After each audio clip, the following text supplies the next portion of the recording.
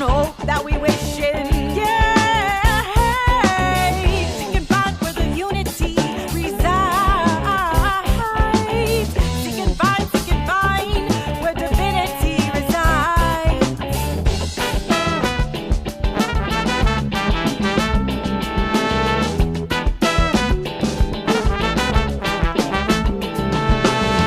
Lost myself above the heavens, came back to earth to find the sevens. What I know is not at all, and what I see is not at fault. What we fight for our perception, 'cause we are the change. Yeah, we are the change, we are the change. Inspire the change. Inspire the change. Inspire the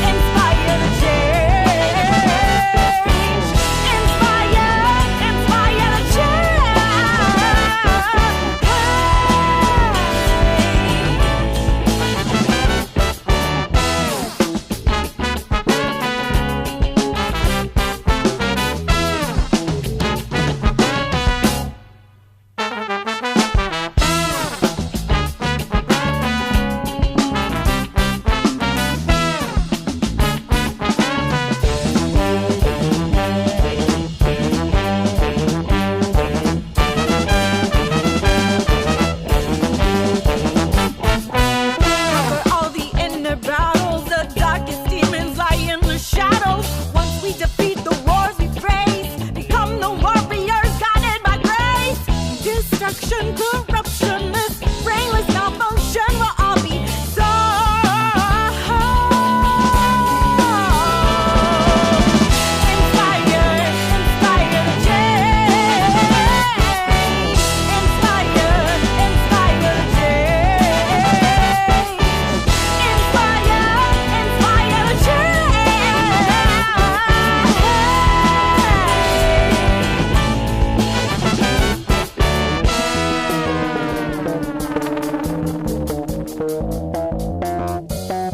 All right. Welcome back to Free Thinker Radio on 90.1 KPFT Houston. My name's Derrick Broze. I'm here with Micah. Hey, glad to be here. How you doing, Derrick? I'm doing good. We're missing someone. You guys might notice. You didn't hear us also say Johnny's here. Johnny, our producer, who has been working with us for the last year and is usually in studio with us. But of course, the episodes you've been hearing on KPFT or watching, if you're watching on Facebook or YouTube, these are being pre-recorded on Tuesday and then they air on Friday. So Johnny's not with us this week. It's just the two of us here today. And we got a whole lot to cover, Micah. I know that we just kind of went over everything that we're going to get into in the next 45 minutes or so. We've also got a couple songs, and it's a lot of Houston stuff. We're kind of catching up on what's happening in Houston. And I'm not even there. So what's happening in Houston, Micah?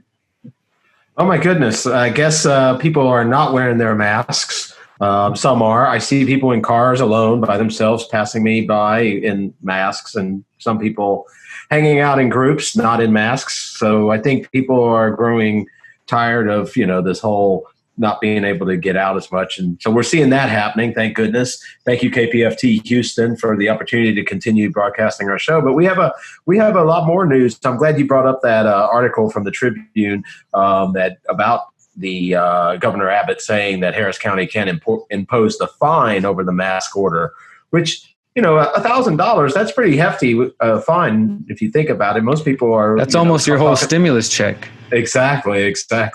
I was like, they got to get it, huh? They saw that money's getting out there. But I thought that was interesting because, I'm not trying to say that Governor Abbott isn't a governor or whatever, but at the same time, we're seeing very little pushback from people in office about some of these small tyrannical steps. And people might not think much about the Judge Hidalgo's mask order being tyrannical, but $1,000 fine for not wearing a mask, and that's pretty severe. I don't know. How do you feel about that, Derrick? Well, so I'm in Mexico, so I've been watching everything in Houston from a distance. And when I first saw this order going out, I did think okay, here we go. It's, things are moving to the next level. And look, I'm sure some listeners are thinking, of course, people need to be wearing masks. It's for the safety of the community. I'm obviously more on your side that I think that we got to be careful with what we start allowing the government to do. And I did watch the press conference, and I've been watching a lot of videos with Lina Hidalgo, Judge Hidalgo, and Mayor Sylvester Turner. and some of the stuff we're going to cover today, and just seeing what's happening in Houston. First, of course, the mask thing, it's $1,000 fine. It's silly. I mean, I'm thankful that, like you said, Greg Abbott's still governor. To me, he's not really, I don't really know if I would agree with him on a lot of things, but on this instance, I'm glad he's standing up and saying this. And the article we're looking at is from the Texas Tribune. It says that Governor Greg Abbott just said on this Monday that local officials cannot impose penalties on residents who violate rules about wearing masks in public, including in Harris County, where Houston's at. And he said at a press conference, quote, "We strongly recommend that everyone wear a mask. However, it's not a mandate. And we make clear that no jurisdiction can impose any type of penalty or fine. My executive order, it supersedes local orders with regard to any type of fine or penalty for anyone not wearing a mask." Now, just one last thing, and then I'll throw it back to you, Micah. Like, I don't know how comfortable I really feel about this overall, because generally, yeah, I think we think about how local can we make it. And if somebody in Houston wants to do something, if say the people vote on it, right? This wasn't the people's vote. This is a judge's order. But theoretically, if it was about local rights or city rights or county rights, it would suck to, like, say Houston did something like decriminalize cannabis. Imagine that. And then the state comes in and says, oh, we're issuing an order, and that supersedes all local orders. And so that nullifies what you're doing on the local level. I don't know. I just think it can get problematic where, in this instance, it's good, but still the bigger authority coming in and telling smaller authority what they can do. What do you think about that?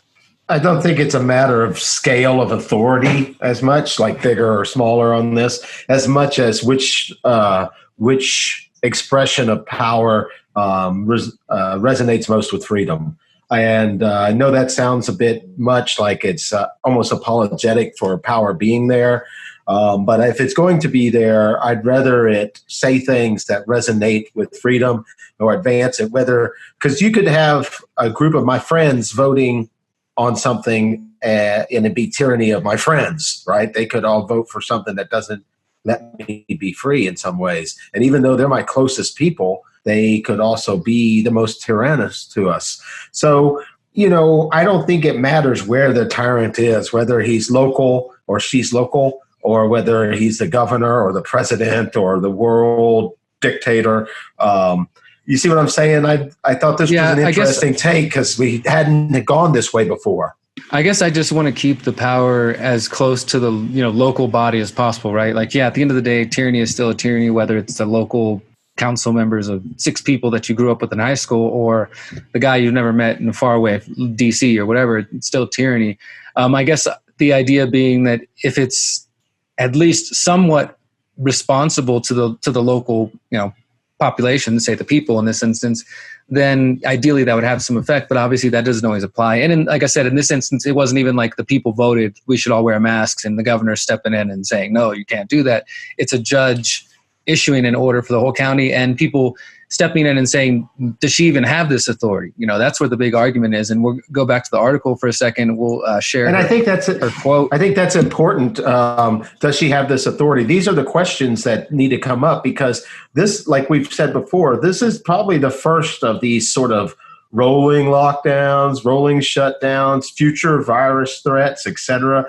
There needs to be some sort of system in place whereby these things are kicked off. It shouldn't just be one person that was elected to a county judgeship. We have almost 300 of them in Texas. Each one could be making their own decision, and it would change as you went from county to county. So my point is, if this is going to be an ongoing thing, and it seems most people believe it's going to be a recurring thing, then people like us, we need to have a conversation about when do we accept certain actions like the mandate to wear a glove, to wear gloves, to wear a mask, to wear gloves, these sort of things. When do we think that there's a point to shut down the economy? When do you violate people's rights? Is this ever right? I tend to think it's probably not. And if you treat people like adults, you can just make recommendations like the governor does. We highly recommend you wear a mask. So I think these are the issues that this type of event we're experiencing is pushing on us. The people, we can't let a crisis go to waste either. So we need to be more prepared for the next time they do this. So I think our questions need to go that way. And one last thing I'd like to say is you hit on something that I think is inherent in most of our hearts. And that is to believe that the people closest to us are least likely to turn into the monsters. And maybe we do have more control over those people. I'd like to believe we do. Maybe they are more responsible to us. We can definitely get to them with less traffic and less airfare, et cetera. So, but I think that's an interesting thing that we haven't spent a lot of time discussing philosophically. That's brought up as well there. Thank you. Yeah. So just to finish off this story here, because I know that everybody in Houston, you might be wearing a mask right now, and that's fine. That's your prerogative. But for those who choose not to, we're thankful that you now have the freedom that you have to not do that is being recognized by the state government. Hidalgo's order, which was supposed to carry a penalty of up to $1,000, drew harsh criticism from GOP officials and members of law enforcement. And when she was asked about this, she said, quote, in practical terms, the governor's order does not change much because like every order we've issued so far, we made it clear that the priority was education, which if it was just about education, I don't know why you'd include the fine.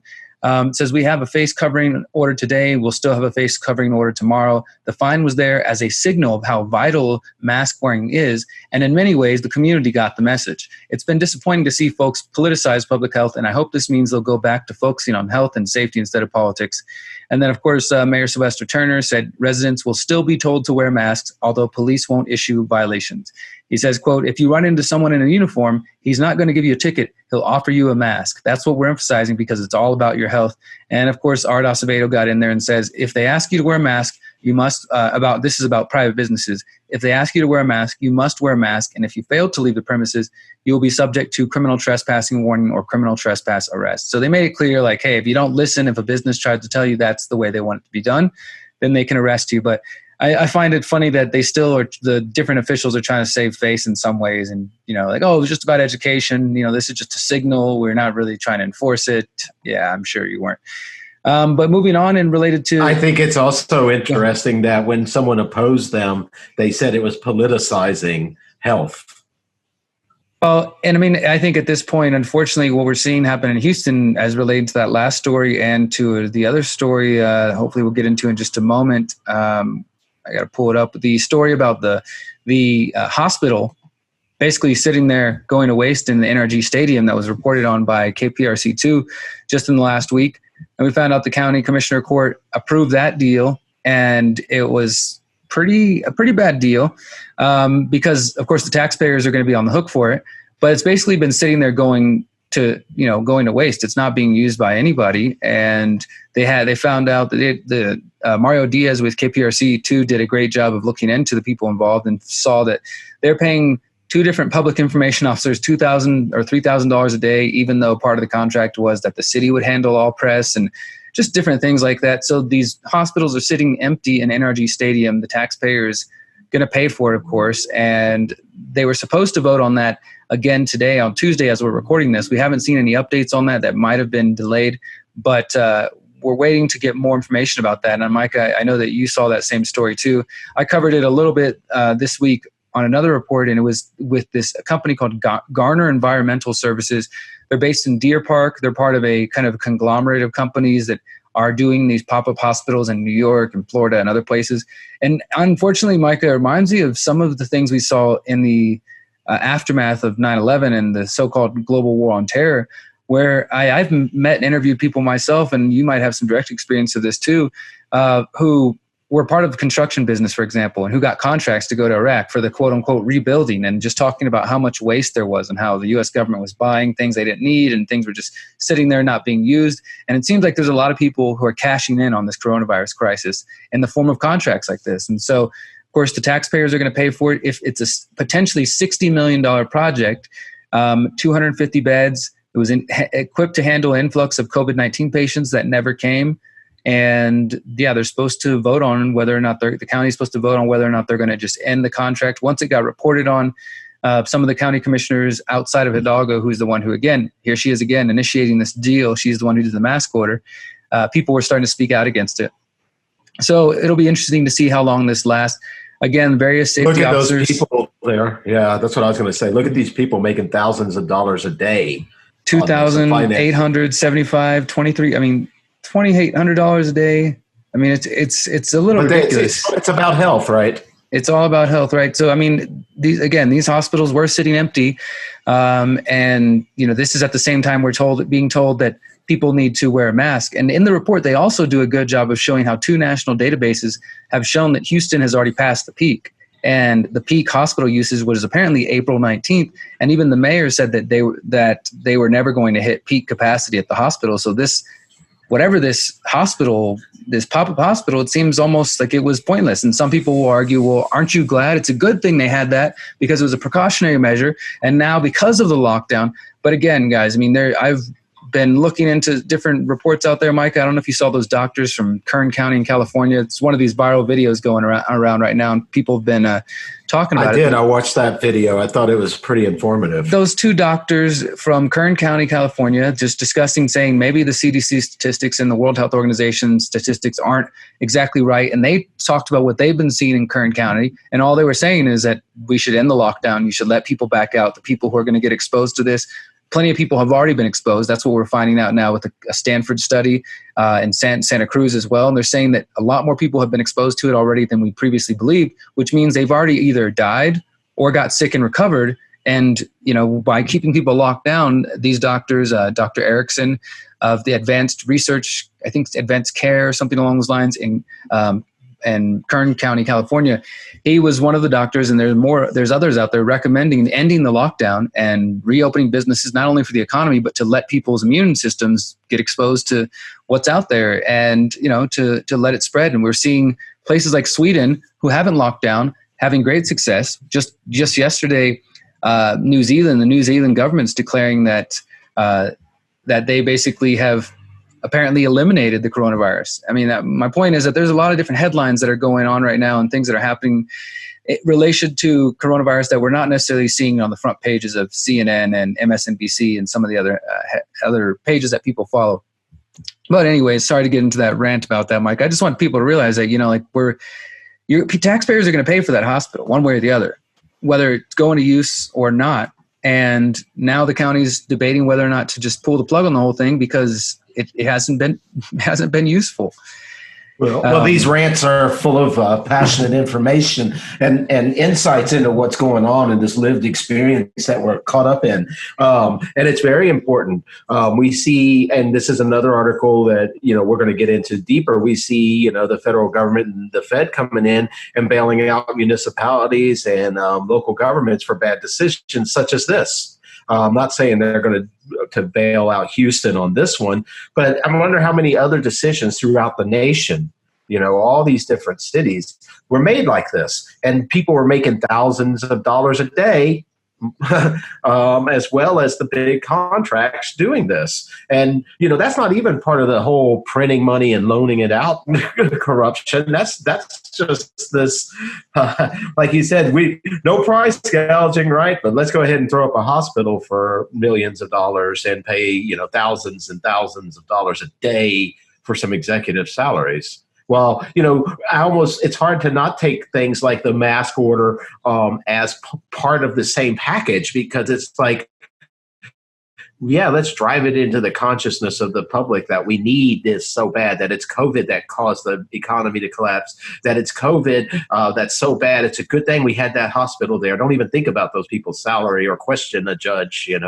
So I don't know. I think it's really important to see the distinction between the decisions of judges and politicians and the virus itself, because just like 9/11 and other events, the 2008 financial crisis, we're in real time right now with this, right? So we'll be here again, I imagine. Yeah, it's definitely a lot of things unfolding right now, and that's why it's so much to keep up with it. But it very much is like 9/11. Guys, you're listening to Freethinker Radio on 90.1 KPFT Houston. Of course, this will also be live on YouTube at The Conscious Resistance and on Facebook at Freethinker Radio. If you have not listened to us before, we try to do this every Friday, 3 p.m. on KPFT, and we sometimes debut the videos during the week. But you can find more about us at facebook.com/freethinkerradio and thehoustonfreethinkers.com. Then we're going to hit some music. We got Ghost Ship Ritual. We're going to play. What are we going to play from them, Micah?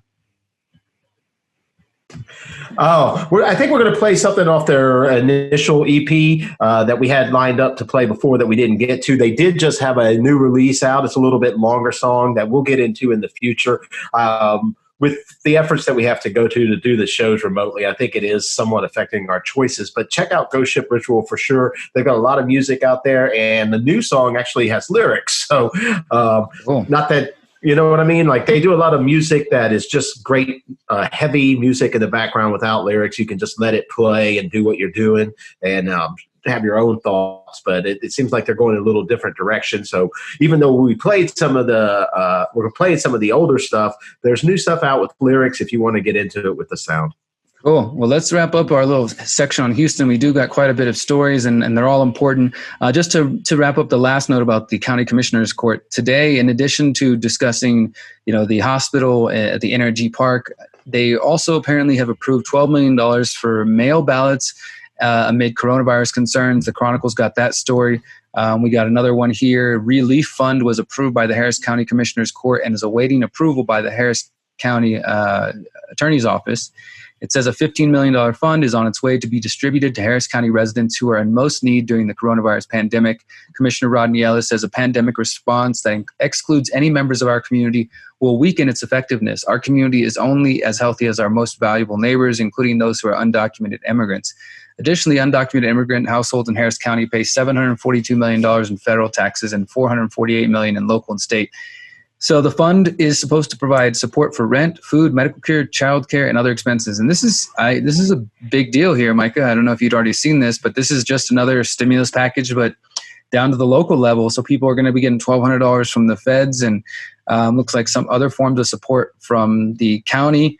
It has been approved by the Harris County Commissioner's Court and is awaiting approval from the Attorney's Office.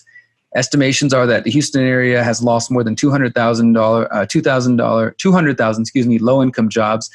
Since March 15th, nearly 170,000 initial unemployment claims have been filed by Harris County residents. To put that into perspective, they say about 7% of the labor force in the county filed for unemployment over the last 4 weeks, and the funds are supposed to provide relief for, quote, students and adults with disabilities who are listed as dependents, undocumented immigrants, domestic violence survivors, people experiencing homelessness, and children who have aged out of foster care. Now, these are different safety nets, and I'm not here to rag on any safety nets, and I also don't want to get too long and winded with this, but I mean, I'm sure there's going to be some people who have problems with those various groups that we just heard about that are getting support. And I guess that depends on your vision for society and the way, the role of government. I won't get us sucked into that, Micah. I know we could go on that all night. I'll just that's what's happening. $15 million waiting to be approved by the Harris County Attorney's Office to give relief to various people in the county. Mainly, they're saying low-income jobs. About 200,000 of them have been lost. We got plenty of other stories that we'll just have to put in the show notes for those who want to come check us out on the videos or the archives. You can visit thehoustonfreethinkers.com because there's just so much to cover. Just to let you know, though, and I know, Micah, this includes you, if you've been riding the tolls for free, apparently that's coming to an end. By the time you're hearing this on a Friday, you will be paying tolls again. I am not in Houston, Micah, so the toll roads have been open and free during this whole thing, or what's been happening? Yeah, they've been free. I've been moving about. I was a little bit surprised, and I wasn't sure about how it works, where there are easy tags. Some of these easy tag exits only. I wasn't sure if I could take them or not, but yeah, people are just cruising the tollway, riding around and around all the time. It's great. And we shouldn't let go of these freedoms that we've gained. Keep the tollway free. But no, yeah. So I think that's probably good, because if it was a disaster of some type, we definitely don't want to impede traffic, even if it's people just running from, pandemic or whatever. So I thought that was nice. It was definitely pleasant. And that's one aspect of people staying home that's been nice, is the traffic. I'm sure everybody feels nobody's out. Yeah, and this is, again, another action which was voted on by the Harris County Commissioner's Court. Maybe this episode is so far, I mean, whether you're in Houston or not, wherever you're listening from, guys, if you have a county commissioner's court, it sounds like something you need to look more into, in addition to things like city council, because we've just talked about 3 stories: empty hospital worth $60 million. We've talked about face mask orders, and now we're talking about tolls, and these are all decisions being made by the Harris County Commissioner's Court just today, Tuesday. So One They're playing a One big role. One aspect of the hospital story that I thought was interesting, and you're definitely right about the commissioner's court. It makes all kinds of decisions from how real estate in the city will be used, obviously money being spent. I don't know where the money's coming from even. I guess the taxpayer. But the one thing about the hospital that I did want to mention that we didn't get into too much was you were saying it was estimated $60 million, and I think they say Houston's going to have to pay $15 million of it, and $4.5 million are coming from the taxpayer themselves. So, when I brought up the idea that other hospitals and things like this are out there, and so if we're only picking up $4.5 million of it here in Houston, the rest of the taxpayers or government funding is coming from the federal level, from other populations paying for this hospital, and I imagine likewise, people are paying for hospitals in San Francisco or wherever while they live in DC. I don't know, but it does trouble that whole idea of decisions being made here and paid for by the people in those locales. But whatever.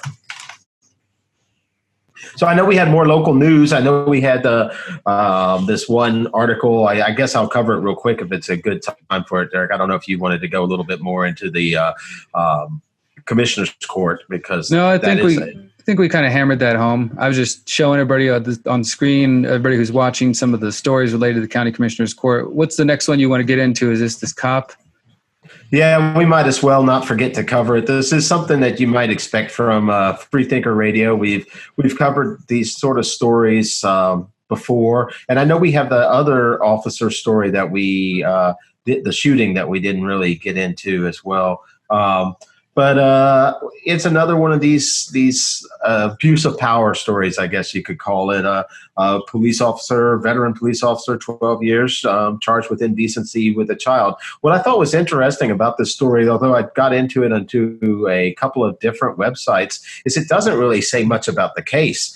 Some of these we've seen, they'll give you details like it was a preteen boy back in 06, or how they're related to that guy looks angry. How they're related to the kid and how this, or the children, and how this came into being. This doesn't say much about this. Basically, the story spends a lot of the time with the attorneys talking about how innocent he is, and when the evidence comes out, that's going to show that he's innocent. But yeah, it turns out that he's out on a pretty hefty bail, and we'll see what happens. But I don't know. It's obviously there's a lot of they've said there's even been a spike of child abuse and such during the coronavirus. That was in that report that you were talking about earlier, Derrick. But I don't want to overlook the fact that this is an officer, a veteran officer. And some people would say we're holding officers to a unfair standard by focusing on them when they do things like this or shoot people or something. I think it's not that we're holding them to an unfair standard. It's that they are given powers and rights beyond what the average person has. So they must be held to a higher standard. If you, if you have this sort of authority that they have, we've seen how easily it is abused. And so, yeah, it's very important. So that's the main reason I think we have to cover these stories, is to not just think that everything's okay as long as an officer or as long as a person in a position of authority says it's okay. And with the Me Too movement, the Epstein, all the stuff that we've seen coming out, and now there's accusers of Biden that are multiplying, it seems. I think it's important that we don't just think it's all Hollywood and that it's all the politicians and those people, that it's also your friendly neighborhood cop and the guy at your school and maybe that lady teacher. It's people that are authorities in the day-to-day of your children's lives. So, yeah, what do you think about that? I think that's just the kind of perennial topic we keep coming back to, right? We had a whole episode talking about authority recently, and this is something that we keep coming back to because, like you just said, whether it's the politicians, the media, the priests, one example I'll say right now with everything going on, man, is the doctors. The medical profession, I think, is being, of course, people want to celebrate the nurses and the medical professionals who they feel are doing great jobs in these different ways. But I saw a report recently kind of compare it to the post 9/11 world, where there was lots of, let's call it what it is, propaganda about, thanking the soldiers and veterans and this sort of thing, and really just asking people to turn a blind eye to the loss of liberties that were happening after 9/11 and some of the most egregious actions like kidnapping, rendition that the military was involved in, or that the CIA and others were involved in. Instead, it was just like, keep waving your American flag, thank the soldiers. And I'm not trying to compare directly what happened in the war on terror with what the nurses and medical professionals are going through. My point is, though, I think it's another area where we have to be careful, because I've seen, and I'm hoping this doesn't need to be said to our audience, but just in case it does, rule number one: just because somebody has a credential or a doctor or letters next to their name doesn't automatically make them an expert on everything, and maybe not even on the topic they studied. And I notice a lot of doctors popping out in different ways, and whether this is on CNN or MSNBC or even in the alternative media, a lot of people just making claims, and because they see this person in a lab coat or they have doctor next to their name, there's again the assumption of some sort of authority, and that we should give extra weight to some of the things they're saying, even when they're going well beyond their area of expertise. Like, you could be a doctor in this one field, but then you're speaking about all these other things. It doesn't mean you can't have opinions, but you might not be as well versed as people assume because they see doctor next to your name. You know what I mean? I've just been seeing that authority play out in that way lately. I think it's a good point. There's it's the same point. People acquiesce, and they have soft boundaries on what they accept from authorities, right? They tend to start doubting themselves on things that they shouldn't. They move the goalpost or the scope of what a authority is. Obviously, you're not going to go to your podiatrist to get your teeth worked on, but it's almost as if the podiatrist says you should do this for your teeth, and people are like, hey, the so-and-so doctor, so-and-so, he knows, he's a doctor, he's a foot doctor. Exactly. Well, hey man, let's jump into some music. I know we've been talking for a little while. We always want to share music. The thing is, guys, we only get to do this once a week right now, especially with the whole pandemic crisis going on. So we're trying to cover the most important news from Houston, as well as things that relate to our growing national and international audience. And we're so thankful to KPFT for giving us this opportunity. So if you hear us during the quarantine, during the coronavirus pandemic, again, we're here every Friday, 3 p.m. Central, Freethinker Radio. Let's go right into that Ghost Ship Ritual. We'll be back in just a moment.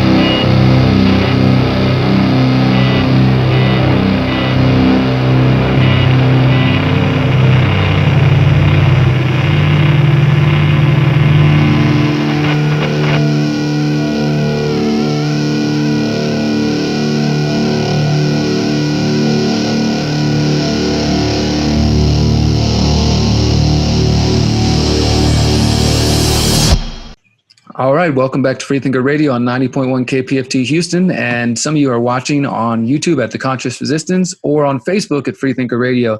My name is Derrick Broze, and I'm here with Micah, and we're going to continue our look. We got about 15 minutes left with you guys, lots of news to cover. We had one more Houston story we did want to share before we move on to some bigger picture things going around the globe, which, as you can imagine, there's a lot happening right now. It involves an officer shooting, an HPD shooting that just happened in the last week. And unfortunately, it's not the only one. There's been a couple of these. We don't have all the details now, so we're not going to spend too much time on it. But what I will say is it was originally reported that this man had a knife. Channel 13 here in Houston reported he had a knife. It was later found out he had a rebar pipe, a small piece of rebar pipe. He was apparently tased once or twice, hit with beanbags, and he was down, but he was, not out for the count. And the officers claimed that he charged at them and they had to shoot him. And so the only video that had been released is a video from from Channel 13 and basically showing from a distance, you couldn't actually see the man. And just today, as we're recording this, Tuesday, April 28th, the freethoughtproject.com has reported and released a video that we haven't seen reported on any other local Houston media showing the shooting from a different angle. And we can't play it here because it's not FCC friendly, but we will share the link with everybody who wants to see it. And what you can see from this angle is the man is on his knees and sitting down, or kind of sitting down on his butt, and ends up being shot several times and then shot again several times before he's dead. And at no point does it appear that he lunges at the cops or anything like that. And like I said, the details are fuzzy. We've sent this to local media. I've tweeted it out to Channel 13. I've sent this to Isaiah Carey with Fox 26. Hopefully they'll do some reporting. And hopefully we'll have some more information on that next week. If anybody has any info, do reach out to us. Now let's jump right into our next story, Micah. This is a big one. This is like, no matter where you live, this could affect you. You want to share a little bit of this? Well, I think we need to just get into it because we're seeing throughout the U.S., we're seeing meat processing plants shut down because of COVID. And I think what you've got here is going a little bit broader than what we're seeing on the national level. They're expecting, food prices to go up because of the fact that so many plants, some of the largest meat processing plants have shut down. Tyson is maybe you don't eat these things, Derrick, but there's a lot of people out there that do eat Tyson products. And those people might be going hungry or paying a lot more for food soon because as these plants have shut down, farmers have resorted to having to kill and get rid of some of their animals. They're not able to get them to market. When the processing plants open back up, it's going to take a while till there's a whole new generation of animal products for them to have available for tasty meals. Yep. And we've been covering how some farms have been throwing away their produce as well. And I mean, we're just seeing a lot of the food supply go to waste. This latest report is coming from the UN World Food Program. And just this week, the UN Security Council said, and this is a quote from the United Nations, whatever you think their word is worth, this is what they're saying, that the world is on the, quote, brink of a hunger pandemic, that we could be, quote, facing multiple famines of biblical proportions within a few short months. And this is coming from David Beasley, director of the United Nations World Food Program. He warns that the world is facing a perfect storm due to the pandemic, economic crisis, locust swarms, and numerous wars that are still ongoing across the planet. Now, this could be hyperbole. I'll let you guys decide. But he says, again, it is critical we come together as one united global community to defeat this disease and to protect the most vulnerable nations and communities. It's interesting that this is essentially a call for global governance on a different level, which, much like the response to the COVID-19 crisis, has been a call for global governance. We don't have time to get into that. But and this is all tying into, Micah, like they mentioned, the economic crisis. And I know you have a couple stories on that before we go today. One of the things that I saw that came out was this story, and I think because we play so much music, I did want to get into it. I know we got a lot more to talk about with regard to the economy, but it turns out that there's Nashville, one of the music cities, there's a lot of music cities in Houston, in the U.S., known for different things. And Nashville is one known for country and for blues music and such. They say that the state had received 75,000 claims for unemployment that were initially deemed ineligible, a lot of them from non-traditional workers. And it turns out that in addition to to shut down. Musicians' income is from a mix of sources. Some treat them as employees and others treat them as independent contractors. So they're having the roughest time because they don't fit, these easy category, session basis. Ellie Beard said his W-2 work makes up only about 10% of his income. And W-2 is what, most people, with your 9-to-5 jobs, how they get paid, what they report their taxes on, et cetera. So I did want to mention that because a lot of people in Houston are talking about the music scene. Here's one of these music cities that's just taken a beating. They got all kinds of people asking questions such as, when's the next time any of us thinks it's going to be safe to put 40,000 people in a room together? And no matter what you think about it, we know that the public is going to, there's going to be a lot of different opinions about the answer to that. So the music industry is an industry. It is being hit hard. Nashville's hurt. And there were some stats that I just covered from there. Another thing that I thought was interesting is we've been spending a lot of time on is the Federal Reserve. And I know we're not going to get into this too much, but I thought it was interesting that CNN Business covers that the Fed's low rates will punish people who save. And, this is something we talk about a lot here, market control, how we don't have, a lot of people have different connotations and denotations for terms or connotations. So capitalism means one thing to some people, and they think it means things like the stimulus and the bailouts of the banks and, things like that. But it doesn't to other people. To other people, it means an open market. Yeah. Well, sometimes it can be statism, corporatism. Yeah. And so words are difficult with this. But one thing I can make a clear distinction on is with the market is interventionist policies and an open or free market. If you want to call that open market capitalism, then put it on that side. If you want to call it statism, then put it on the interventionist side. But, traditionally capitalism has not meant intervention, but somehow now it's starting to mean that. But anyway, let's keep going. So the Federal Reserve, kind of corporatist entity, merger of public and private power, has been keeping interest rates incredibly low for a really long time.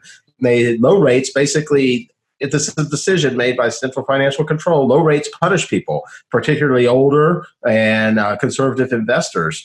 A lot of people don't think about, in your 20s, you don't think about investing. But if you're working or you're earning money, you're going to earn more money than you could spend in a day. What are you going to do with that extra money? How are you going to keep it? Some people keep it in Bitcoin. Some people keep it in Federal Reserve notes, some in gold, some in land, all kinds of different things. But for those that have it in dollar-denominated assets, they might have it in mutual funds. They might have it in CDs. They might have it in all kinds of things. Well, these interest rates are determined by, the central bank. So with the Fed keeping it low, it's punishing people who have actually managed to save. And what's really bad about that is if you look at these companies that are getting bailed out now, they're companies that are going broke. Their corporate debt is insane. When you look at these municipalities that are getting bailed out, it's because they're so far in the hole. When you look at the United States consumer debt and how the student loan debt and all these debts, how bad the debt bubble is, the fact that it kind of makes sense that the Fed would want to keep selling debt. I mean, that's what they're in the business of. But the problem is, just like with Houston and one person making a decision on whether we should wear masks or not or be subject to 5G or not, here you have one central financial authority making decisions on how much interest rates should be at a time where it's cash starved. So the economy's cash starved and they're keeping interest rates near zero or maybe even going into negative interest rate at some point. The trouble with that is obviously you're not letting money set its own premium. You're not letting people loan their money out as they would want to. So they're not getting anything. And I thought it was interesting that CNN would actually spend some time focusing on how this is hurting, and how it's showing preference. Yeah, I definitely surprised to see it there. I'm going to jump to the next topic as we wrap up again, guys. You're here listening to Freethinker Radio on 90.1 KPFT Houston. We're with you for just a couple more minutes here. We've tried to cover a lot of things related to Houston so you can see what's happening in our own community, but also to see what's happening around the country and around the world. Micah mentioned a story earlier about a police officer. Actually, I think it was an HPD sergeant who is being charged with indecency of a child. And, we need the details on that and how we often see people in positions of power taking advantage of that. And Micah, you were kind of, waxing on what capitalism may or may not be. I know there's lots of people who might be listening to this on KPFT and elsewhere who, when they think of the big bad people that are ruining the world, it's the greedy capitalists, and others might say it's the, it's the this or the group or that group. But the point is, whoever they might be, there are people who do benefit and who take advantage of the world in a number of ways. And those are people who find themselves in positions of authority and power. And once again, they take advantage of that power. One of these people, of course, is Jeffrey Epstein, who allegedly was killed himself in jail last summer. And another person you could say would be Donald Trump. Another person would be Bill and Hillary Clinton, Alan Dershowitz. And then a name. I like it how Bill and Hillary Clinton are a person. Well, they're all the same, I think, at least in this context. They both had contacts with Jeffrey Epstein. And we've known that before. We've known that they've flown on Jeffrey Epstein's private jet, which was called the Lolita Express. But another name that you often don't hear about is Rothschild, which is a wealthy family that has been around for some time and is the subject of what some would call conspiracy theories. But there's, without a doubt, they are a wealthy, historically well-known family that has had power and influence throughout history, particularly in France and here in the United States.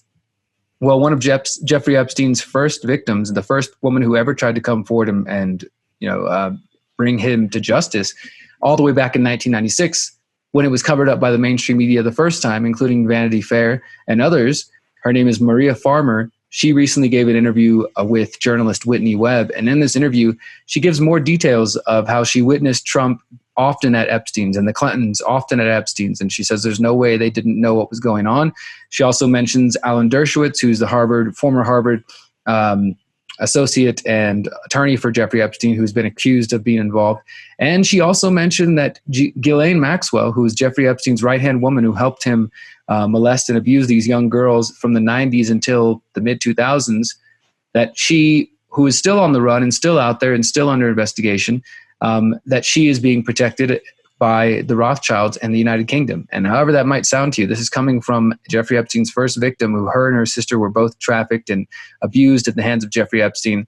And she's speaking out recently after a federal court ruled that Epstein's sweetheart deal, which was in 2008, could no longer be voided, and that basically it's going to stand, and which means that all the co-conspirators, all the people who knew Jeffrey Epstein and who may have been involved in one way or another will never be charged.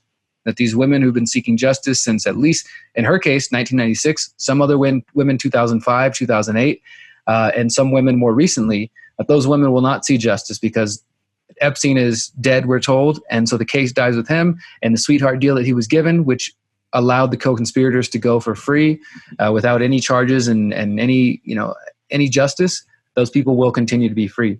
And of course, those of you who've been following our reporting, this goes all the way up to Prince Andrew being suspected of being involved. Again, the Rothschilds, Dershowitz, the Clintons, Trump, and there are plenty of other people, including one of the men who's being lauded as a hero right now in the world, Bill Gates, was an associate of Epstein's going back to the 90s. He has not been directly accused, let me make that clear, of being involved in these type of crimes, but he was definitely more of an associate of him than he wants the public to believe. And, we'll have to do more digging into that. And just one last thing as we get ready to wrap it up here. Law professors are now in the U.S., the United States, are calling for China-like internet censorship in the U.S. The Atlantic published an article by 2 university professors titled "Internet Speech Will Never Go Back to Normal." Here we go again, Micah, this thought of no going back to normal, the new normal. Subtitled, "In the debate over freedom versus control of the global network, China was largely correct and the U.S. was wrong." And this is interesting just because for those of you who've been paying attention, the World Health Organization has been praising China's response to COVID-19, which includes measures like temperature detectors and pandemic drones and checkpoints and locking people up and crazy things. Why is this authoritarian mindset being promoted? I don't know if we have the time to answer that question right now, Micah. We're down to the last minute or so here, but it's a question we're going to continue to ask. Why Because it's trading freedom. Because the evaluation of trading freedom for the health security is made by the World Health Organization to be that you always trade freedom for health security. It's a medical industrial complex on a global scale. Yeah, it's the technocratic state is what I like to call it. I mean, those who understand the technocracy, it's the most technically advanced and the scientific elite coming together. And people like Bill Gates are being promoted as the heroes. Question that, I don't want to get too much into that. We don't have time, but this has been another busy episode of Freethinker Radio. Hopefully we'll have Johnny with us next week. The three of us will continue to broadcast until we can come back into the studio. What do you mean, hopefully? Does Johnny have the COVID? Johnny does not have the COVID as far as we know. And even if he does, we're all safe because we're social distancing. But this is Derrick Broze with Freethinker Radio. Micah with Freethinker Radio. Johnny is out there staying strong and COVID free. We love y'all. Here's some more music, guys. We'll talk to you next week. Peace.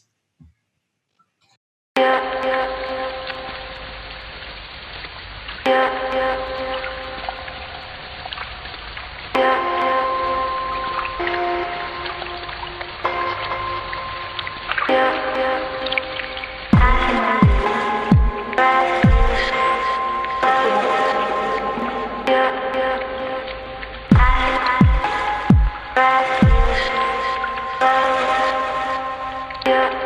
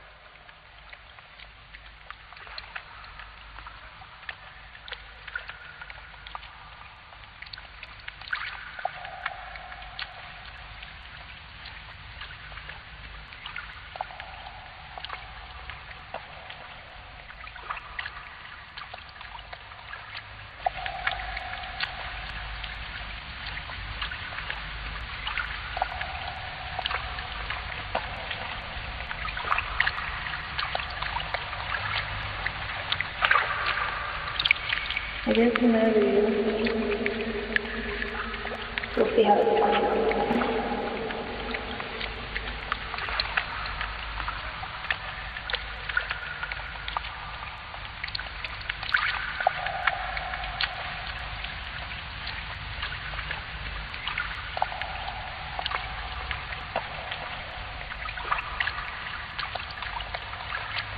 goes.